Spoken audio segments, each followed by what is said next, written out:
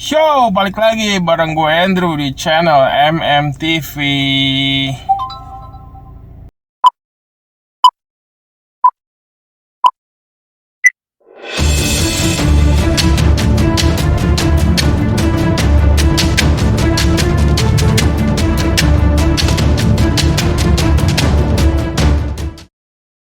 Oke guys, jadi gue pengen menanggapi ada video Jerry ya yang baru tayang sebelum video ini, yang terakhir kali tayang hari Kamis kalau nggak salah, Kamis kemarin. Pokoknya percis dari sebelum video ini, di bawah video ini. Oke, jadi pada saat hari dimana video itu ada kemarin tentang apply visa Amerika kalau gagal, topiknya kemarin kalau gagal harus siapa yang salah, siapa yang bertanggung jawab, itu dijawab di videonya Jerry yang kemarin. Oke, dan sejak video itu tayang, jadi banyak orang-orang yang bertanya ke gue. Jadi pertanyaannya begini, bang, kalau di MM Tour yang apply visa berapa orang persentasenya yang lolos, yang gagal berapa, yang lolos berapa, berapa persentasinya, atau dari 10 orang, atau dari berapa orang yang lolos berapa, yang gagal berapa. Jadi banyak sekali orang yang nanya ya, terutama ke WhatsApp ya, terutama bagi mereka yang mungkin mau nge-apply di MM Tour ya. Jadi gue harus tegaskan dulu kalau pemahaman visa Amerika, nge-apply visa Amerika itu bukan seperti ini ya. Jadi pemahaman visa Amerika saat kita mau nge-apply visa US ke tour and travel atau ke jasa agensi atau apa, itu banyak yang orang-orang yang salah kaprah sering lihat di agent atau di tour itu yang lolos berapa persen, yang gagal berapa persen. Seringkali patokannya orang memilih tour, patokannya itu ya. Sebenarnya ya ini pemahaman yang salah ya. Jadi pemahaman yang salah. Jadi gue kasih analoginya ya gini. Misalnya ada 10 orang yang apply di MM Tour. Oke, 10 orang yang apply di MM Tour dengan dokumen atau data yang sangat bagus. Pengertian data bagus itu seperti apa sih? Data bagus itu contohnya ya pasti stamp paspornya banyak.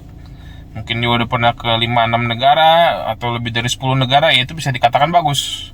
Yang kedua, pekerjaannya bagus dan benar. Bagus dan bisa dibuktikan benar. Itu data yang bagus. Ya, contohnya seperti dua itu. Kalau ada 10 orang yang apply di MM Tour dengan 10-10-nya datanya seperti itu, ya semuanya pasti lolos, hampir pasti lolos. Bahkan bisa dibilang pasti lolos, kecuali dia mungkin ada pelanggaran, kayak pernah overstay, kayak pernah malsuin dokumen apa, atau mungkin punya keluarga yang ilegal di Amerika dan ketahuan, ya itu kalau itu ya pengecualian ya. Tapi kalau datanya udah seperti itu, stempel paspornya banyak, pekerjaannya bagus dan benar, ya hampir pasti lolos semuanya, 10-10-nya. Apakah bisa dibilang ini 100% kelolosan? Belum tentu. Kita balik lagi ke andai kata 10 orang yang apply di MM Tour, 10-10-nya datanya jelek. Contohnya 10-10-nya itu kerjaannya jelek, gak ada kerjaannya, maksudnya nggak bagus atau nggak mengikat, kayak misalnya mungkin pekerjaan online atau apalah yang dianggap kurang bagus lah, yang gajinya mungkin di bawah UMR atau di bawah rata-rata, dan paspornya mungkin ya kosong, atau mungkin stempnya baru dikit, baru cuma Singapura atau baru Malaysia atau baru Singapura Malaysia. Dan 10 orang ini 10-10-nya nge-apply di MM Tour, ya hampir pasti semuanya, hampir pasti ya, belum pasti, hampir pasti semuanya mungkin akan ditolak. Nah, syukur-syukur ada yang lolos 1-2 orang, mungkin ada faktor luck, lolos. Nah, kalau misalnya 10-10-nya lolos, apakah itu salahnya MM Tour? Ya enggak dong. Kita sebagai tour itu bukan dewa ya yang bisa mengubah nasib orang yang harus tidak lolos menjadi lolos, gitu loh. Jadi apakah kalau misalnya 10-10-nya apply di MM Tour dan 10-10-nya tidak lolos dengan data yang jelek seperti tadi, ya apakah itu salahnya MM Tour? Ya bukan. Ya itu, kita kan hanya sebagai tour kan hanya membantu dengan data yang seadanya yang kalian punya. untuk dimaksimalkan pada saat nge-apply, dimaksimalkan dan mudah-mudahan bisa lolos. Tapi kalau kalian dengan data yang jelek itu misalnya nggak lolos, ya mau gimana lagi? Itu semua balik lagi tergantung dari data masing-masing. Lalu kalau 10-10-nya nggak lolos, apakah persentase kelolosan di MM Tour 0%? Kan nggak juga, kan bukan begitu cara ngitungnya. Nah, jadi gue pengen kasih satu contoh ya, satu contoh perumpamaan tentang apply visa ya. Jadi nge-apply visa itu ibarat kalian orang-orang yang sakit, orang-orang yang sakit mau berobat ke rumah sakit, jadi atau ke dokter ya. Oke, jadi ada orang yang sakitnya mungkin cuma pusing biasa atau pilek biasa, dia berobat ke rumah sakit, ya hampir pasti sembuh, udah hampir pasti sembuh. Dan ada juga orang yang berobat ke rumah sakit, ya dia udah kanker stadium 7.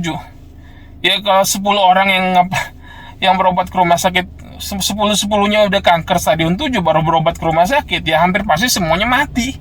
Syukur-syukur ada 1-2 yang hidup. Ya kan seperti itu analoginya, perumpamaan seperti itu. Jadi apakah kalau 10-10-nya 10-10 orang yang berobat di rumah sakit, 10-10-nya udah kanker stadium 7 dan 10-10-nya mati, apakah itu salah rumah sakitnya? Kan enggak. Jadi kan balik lagi ke kondisi kesehatannya masing-masing kan, tergantung udah sampai separah apa kesehatan orang itu, sakit orang itu, ya hasilnya kan tergantung dari kesehatannya, dari pada saat kondisi dia masuk rumah sakit. Sama seperti visa ya, seperti itu kurang lebih. Jadi kalau kalian bertanya apakah tour yang kalau kalian mau nge-apply visa di tour, kalian bertanya apa orang di tour ini yang lebih banyak apply yang lolos atau yang gagal, mana yang lebih banyak? Ya semua tergantung orang yang dokumennya, data orang itu. Jadi bukan tergantung tentang tour itu berapa persen yang lolos, berapa persen yang nggak lolos, bukan begitu. Jadi salah, pemahaman seperti itu salah. Kecuali kalau orang datanya bagus, ya datanya bagus,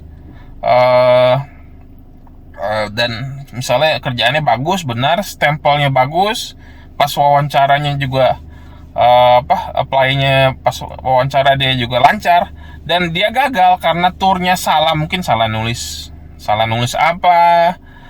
Tournya mungkin salah masukin data salah ini, pokoknya mungkin DS-nya nggak dikasih, atau mungkin tujuan ke Amerikanya dibikin 6 bulan, ya itu salah tournya baru ya. Jadi kan semuanya kan ada, bisa dicek di DS 160. Makanya kan terjadi kemarin di video itu kan, sebelum kalian submit data, sebelum kalian wawancara, kalian periksalah DS 160 dengan sebaik-baiknya. Dan kalau misalnya ada yang nggak ngerti, kalian harus tanya. Jadi misalnya ada yang nggak ngerti, ini bagaimana bang, bagaimana ini, ya kalian harus tanya, jangan diem-diem aja. Karena DS 160 itu kalau udah disubmit, udah nggak bisa diganti lagi ya. Jadi gitu aja. Semoga dengan video ini, dengan perumpamaan, dengan pengibaratan yang gue berikan tadi, semoga bisa memberikan pengetahuan baru dan memberikan dan kalian bisa paham lah tentang konsep nge-apply di tour itu seperti apa. Nah kalau gitu, orang banyak yang bertanya, mungkin habis ini gue bahas, kalau gitu apa sih fungsinya tour? Fungsinya tour kalau misalnya data kita tergantung dokumen kita, tergantung data diri kita, kalau gitu fungsinya tour itu seperti apa? Nah nanti gue bahas di video berikutnya. Oke, jangan lupa di like, subscribe, di komen, dan di share video ini supaya banyak yang mengetahui manfaat dari video ini. Oke, sampai ketemu di video berikutnya. Bye.